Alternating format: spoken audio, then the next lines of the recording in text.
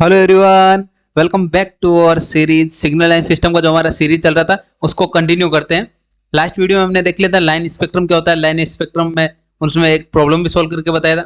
आज एक similar type से लाइन इंटीग्रल से लाइन स्पेक्ट्रम से रिलेटेड एक प्रॉब्लम सॉल्व करके देखेंगे। ठीक है, जिन्होंने अभी तक चैनल को सब्सक्राइब नहीं किया चैनल को सब्सक्राइब कर लेना, और जो भी प्लेलिस्ट में वीडियो है आप वीडियो देख सकते हैं जिसमें मैंने लाइन इंटीग्रल बताया था आपको। ठीक है, क्वेश्चन क्या है, ड्रॉ द मैग्नीट्यूड। मैग्नीट्यूड की जगह आपको एम्पलीट्यूड भी लिख के आ सकता है।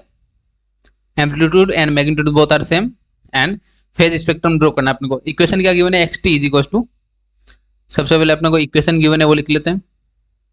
क्या इक्वेशन गिवन है, X of T is equal to 7 minus 10 cos 40 pi T minus 60 degree plus 4 sine 120 pi T. ठीक है, ये अपने जो इक्वेशन गिवन थी इक्वेशन लिख लिया हमने।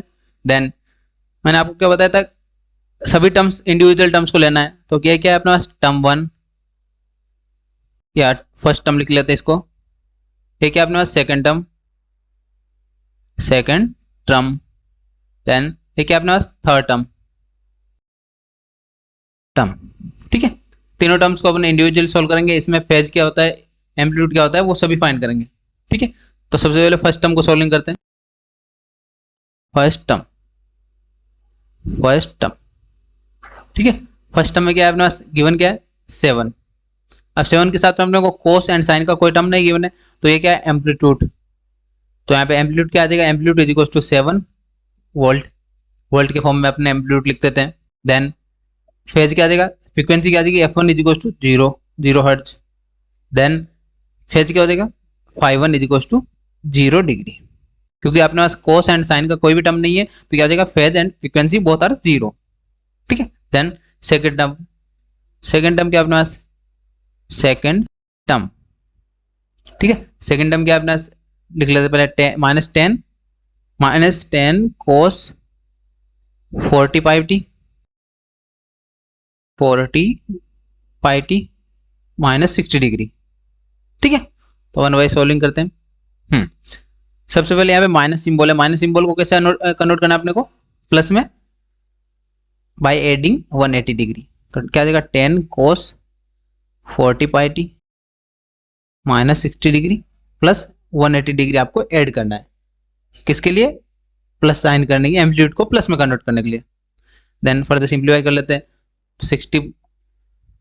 10 cos 40 pi T, then 180 minus 60 क्या बनेगा, 120 डिग्री, 120 डिग्री। आई होप आपको इतना क्लियर हुआ होगा। देन आप कंपेयर करते हैं अपने स्टैंडर्ड इक्वेशन से, बाय कंपेयरिंग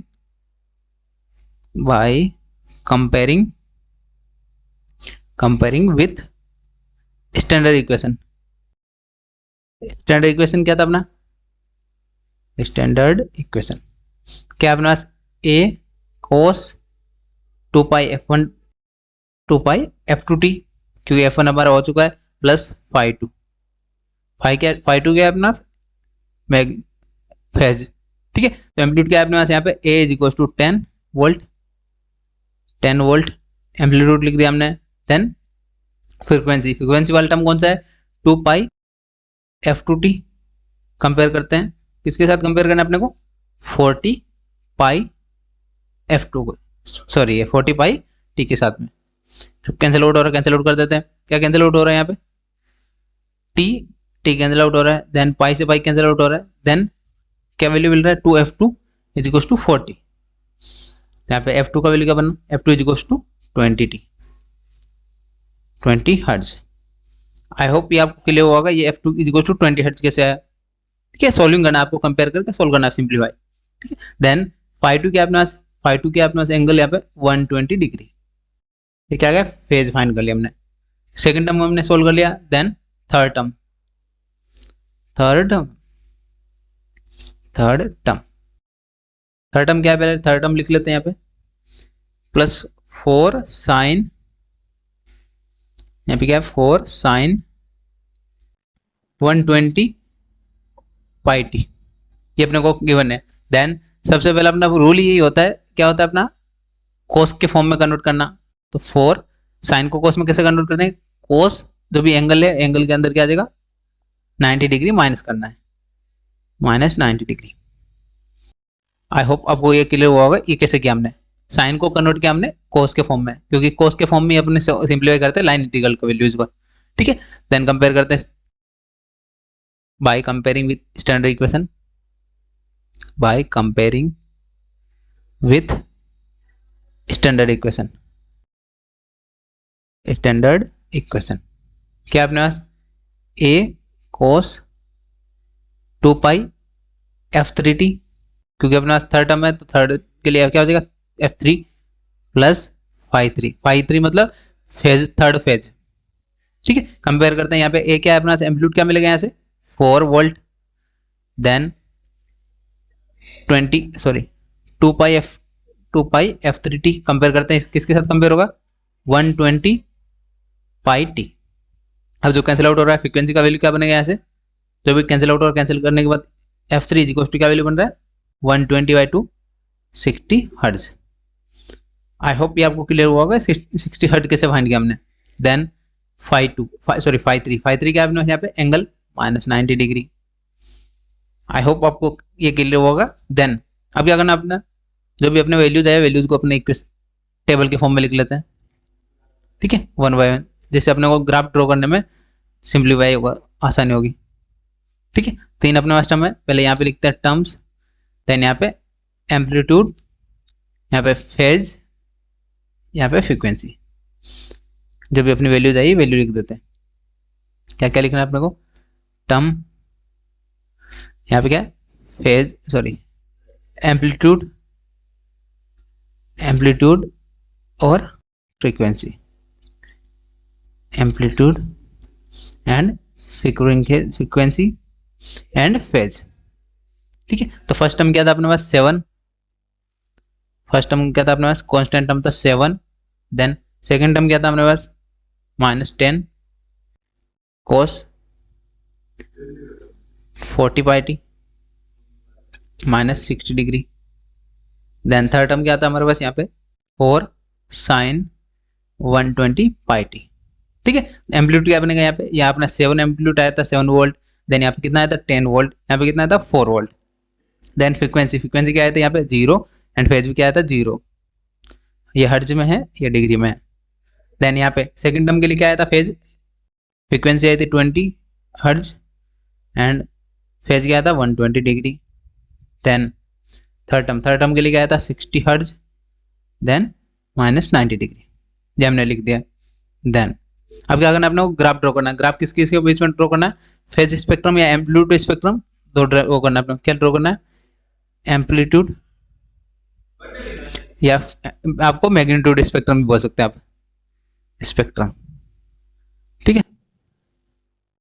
यहाँ पे और क्या ड्रॉ करना है अपने को, फेज स्पेक्ट्रम, ठीक है। दो टाइप के अपने पास लाइन स्पेक्ट्रम होते हैं, दोनों में ड्रॉ करने। तो सबसे पहले क्या बनेगा, एम्पलीट्यूड स्पेक्ट्रम क्या क्या वैल्यूज है अपने पास, फ्रीक्वेंसी के ऊपर हमारे पास एक्स एक्सिस पे हमेशा फ्रीक्वेंसी आती है, देन यहाँ पे एक्स एक्सिस पे अपने फ्रीक्वेंसी डिनोट कर दिया, देन यहाँ पे क्या आ जाएगा एम्पलीट्यूड या मैग्नीट्यूड बोल सकते हैं, यहाँ पे क्या आ जाएगा फेज। अब अपने पास कौन कौन सा एम्पलीट्यूड कितने टर्म्स है, फ्रीक्वेंसी के कितने टर्म्स है वो लिख लेते पहले। फ्रीक्वेंसी क्या क्या अपने पास 0 हर्ट्ज पे एक अपने पास, देन 20 हर्ट्ज पे है, देन 60 हर्ट्ज पे 60 हर्ट्ज, देन 0 हर्ट्ज के करस्पॉन्डिंग एम्पलीट्यूड क्या है अपने पास 7, तो 0 के करस्पॉन्डिंग एम्पलीट्यूड क्या है अपने पास 7। आई होप आपको ये क्लियर हुआ होगा, 7 वोल्ट। देन सेकंड क्या है अपने पास 20 की करस्पॉन्डिंग कितना है 10, तो यहाँ पे 10 वोल्ट डिनोट किया, एंड यहाँ पे ये क्या आ जाएगा एम्पलीट्यूड डिनोट कर दिया 10 वोल्ट, यहाँ पे आप ऊपर लिख सकते हैं 10 वोल्ट। देन 60 के करस्पॉन्डिंग क्या आएगा, 60 के करस्पॉन्डिंग अपने पास एम्पलीट्यूड क्या है 4, तो यहाँ पे 4 वोल्ट। आई होप आपको इतना क्लियर हुआ होगा, ये कैसे हमने ड्रॉ कर लिया, ये फर्स्ट टर्म के लिए, देन ये सेकंड टर्म के लिए, ये थर्ड टर्म के लिए, ठीक है। आई होप आपको ये क्लियर हुआ होगा, ये हमने ड्रॉ कर लिया एम्पलीट्यूड स्पेक्ट्रम। अब सिमिलरली अपने को क्या ड्रॉ करना है, फेज स्पेक्ट्रम, फेज के लिए भी similar 0 hertz, 20 hertz then 60 hertz, तीन फ्रीक्वेंसी है, तीनों फ्रीक्वेंसी को ड्रॉ करते हैं। 0 हर्ट्ज पे अपना फेज क्या था, 0 पे 0 था अपने पास। देन 20 हर्ट्ज पे कितना था एंगल, फेज एंगल 120, तो 120 कितने पे है, 120 डिग्री फॉर 20 हर्ट्ज, ये हमने यहाँ पे ड्रॉ कर लिया 120 डिग्री फेज ड्रॉ कर लिया। देन 60 हर्ट्ज पे कितना है, -90, तो -90 कहाँ पे आएगा, नीचे की साइड में।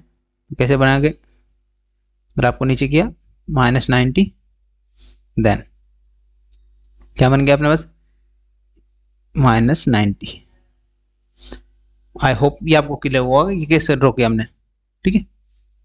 यहाँ पे लिख देता हूँ मैं अच्छे से 60 हर्ट्ज, तो 60 हर्ट्ज के करस्पॉन्डिंग अपना फेज का वैल्यू क्या था, -90 का हमने ग्राफ ड्रॉ कर लिया।